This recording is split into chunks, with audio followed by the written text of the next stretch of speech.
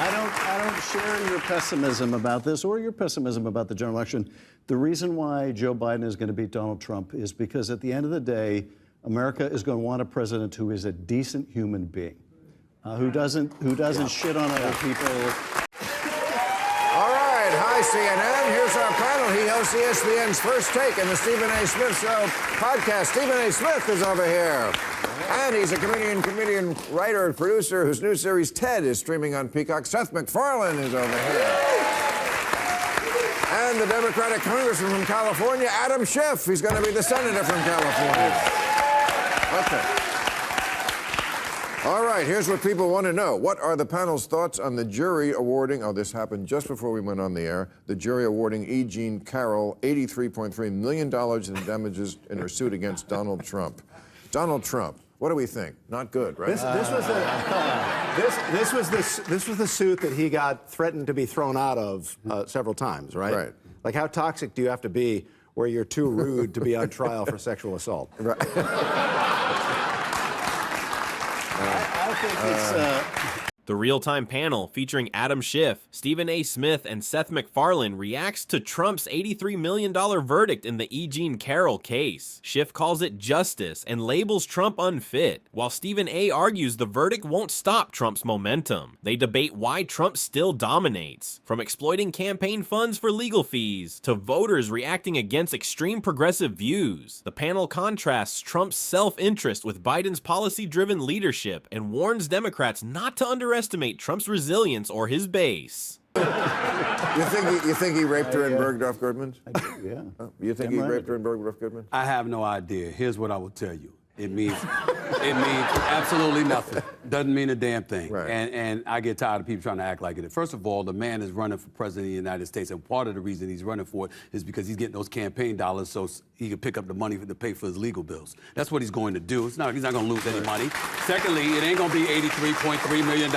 He'll appeal it. It'll get knocked down. And I'm just getting tired of seeing so much stuff targeted in his direction, but somehow, some way, he still survives. I mean, we're talking about a situation where he's still going to be the GOP nominee. He's still going to be running for president. You're President Biden. That's the individual that you're going to have to beat. 4 indictments, 91 counts. They ain't even bringing up the bankruptcies. Ain't even bringing up this particular issue with this civil case. And somehow, some way, he puts cats to shame because he clearly has more than 9 lives. I mean, come on. You bring up the most perfect disparity between these two people. It's like he cares about himself, he cares about money, and you have Joe Biden, who put forth the Inflation Reduction Act, which contains climate provisions that are going to probably bear fruit long after he's gone. Mm-hmm. Long after he's gone. Absolutely. What does he have to gain by that? Nothing, except, God forbid I use the word altruism. Yeah, well, you know, look, I don't share your pessimism about this or your pessimism about the general election. The reason why Joe Biden is going to beat Donald Trump is because at the end of the day, America is going to want a president who is a decent human being, who doesn't shit on other people, who has some... We've already had 4 years under Joe Biden. I mean, and let's be real, we've all seen how that turned out. Whether or not you like Trump as a person, when it comes to actually running the country, he's simply more capable. Maybe 20 years ago, Biden had the energy and clarity to lead. But today, with obvious health issues and cognitive decline, it's clear he's not the man for the job anymore. And if you don't believe me, watch my last video. Even Whoopi Goldberg, a lifelong critic of Trump, is starting to agree with him on some key issues. That says a lot. If she can look past her personal bias and admit Trump is trying to do good in some areas, maybe it's time more people did the same. Because this isn't about personality, it's about who can lead. And right now, that's Donald J. Trump. Interest in the American people, some interest in something beyond himself. I think at the end of the day, people are going to reject this bigoted, divisive figure. They're not going to want to put the country through 4 years of that. They have every time except that one time. Yeah. No, really. I mean, he really lost every election except the 2016, and that, of course, he didn't really win that one either. I mean, he's not the popular vote. Right. And I also, you know, I don't know whether he did it, but I don't put anything past him. I also think Bergdorf should have better security. Has there been any point in history in which, not to say it's a cult, but has there been any point in history in which the same candidate has been put forth 3 times in a row, 3 elections in a row by the same party? 3 elections. That's a great question. 3 elections in a row. It could have happened with, who's the guy? Teddy Roosevelt. But I guess Well, he was Roosevelt. the Well, no, boldest Franklin party, Roosevelt so- won 4 elections in a row. So there you go. Yeah, but, you know, given the circumstances. Right. What would the second? Well, there's always something going on in the country. You know? I mean, well, no, really, you can't do that. You can't be like, well, there's a war on. We have to stick with me. I mean, that doesn't work. Lost the It's a popular- depression. Stick with me. He lost the popular vote in both elections, but the bottom line is this. I respect the fact that you don't share my pessimism. I truly do. I understand where you're coming from. But I think that's part of the problem. I think the Democratic Party should share my pessimism. I think they should be on high alert. I think they need to treat him with the seriousness that it deserves, because you having a lot of faith in the American people. The man did get over 74 million votes. You've got people that are looking at Joe Biden. I'm not going to call him a cognitive mess or anything like that. That's very disrespectful. I would never speak about our president that way. But when you're 82 years of age, it's not offensive to say you're no longer a spring chicken and you don't seem to have the level of 5 and the energy that you once used to have. And so you take that into consideration. You can't ignore the fact that this man is a threat. Oh, make no mistake, I take him as serious as a heart attack. Okay. I'm optimistic, but we're going to have to fight tooth and nail, and one of the biggest obstacles we're going to have to overcome is all the efforts to prevent people from voting. Okay. We're going to have to turn out our people. We're going to have to work like never before. We're going to have to work like our democracy is on the line, because it damn well is. Right. I don't, so I take this as serious. Have you ever noticed how Democrats always say democracy is on the line every election? It's the same script every time. Fear, panic, end of the world. It's like clockwork. And honestly, people are tired of it. They keep using this scare tactic to manipulate voters, as if fear is the only way they can get support. It's not leadership, it's psychological warfare. They're not empowering people. They're playing mind games. And at some point you gotta ask, if democracy only survives when one party wins, is it really democracy? I just interject one thing into this discussion about Trump that we've been having all night. It was a question I was going to ask you. We ran out of time. Sure. The Atlantic put out an article last year, and it was called "Separating Sports by Sex Doesn't Make Sense." Right. And talked about how we separate sports like the WNBA and just because it's just socialization. This is insane. I agree. Okay. That's why people vote for Trump.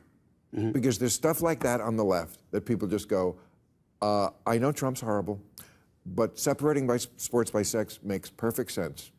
And if you think it doesn't, you can't lead the country. That's cutting off your nose to spite your face. Okay. I'm just giving you the answer to the question you're asking all night long. Why do they vote for Donald Trump? It's not always because they like him. No, it's because stuff like that is kookier to them. And there's lots of It's kookier than trashing the Capitol? What the fuck? Think, in a way it is. How is it? It's apples and oranges. It's apples and oranges. One is more evil, one is more horrible. But thinking that, I mean, what would happen if we combined the WNBA and the NBA? No, please. LeBron would go from averaging 25 to averaging 70. Because half the team, I mean, you mix it up, and he'd hold the ball and create the mismatch and take advantage of the mismatch. You're both right, and it's. I'm gonna tell you something. Like when you donate to the Democratic Party, which I have, you get to do certain things, and I got to. I didn't even get a thank you. I got on a. I gave him $1 million twice. I didn't get a. I got on a Can Zoom. I just say thank you? Thank you very much. Yes. Thank you. I got on a Zoom with Biden for like 10 minutes. Well, you can talk to Biden for 10 minutes alone. Like, okay, great, wow. That was AI Biden. That was not Biden. Yeah. Trust me, it wasn't AI Biden. But what I took away from that was that, oh, this guy is not the world's greatest public speaker, but I'm now getting why people like Lindsey Graham are defending him and saying, like, if you don't like Joe Biden, there's something wrong with you, which you can look it up. He did say, I'm paraphrasing because I've had 100 drinks, but but he did essentially say that, like, if you don't like Joe Biden as a person, there's something wrong with you. You need to look yourself in the mirror. But there's a flip side, and here's the flip side. You can like Joe Biden, but hate Capitol Hill. as Of course. as it has been for so many years. When you look at people, think about Trump. You ever watch Trump debate? This is why I was joking around and said I challenge him to a debate. What would I have to worry about? He doesn't say anything. He goes up against Democrats. It's going to be very, very good. It's going to be fabulous. But they watch. call, Wait and see. He hasn't said anything, right? And nobody on the Democratic side has, what is it? The pizzazz. I know you got the substance, but you've got a lot of people out there that are preoccupied. You know, Bill Maher said something during this real-time debate that really stood out, and it's something more people need to hear. Trump is pushing to keep men out of women's sports, and honestly, he's right. It's not fair. Period. You've got female athletes who train their entire lives chasing scholarships, medals, and dreams, only to compete against biological males who have a clear physical advantage. That's not empowerment, that's injustice. And regular people see that, they talk about it, and that's where Trump connects. Not with political elites, but with everyday Americans. While the media mocks him and late night shows turn him into a punchline, he's tapping into issues that actually matter to people. And guess what? Even after all the jokes and controversies, Stephen A. Smith agreed with that. So did the entire panel, because deep down they know truth cuts through the noise. And on this issue, Trump's saying what a lot of people are thinking.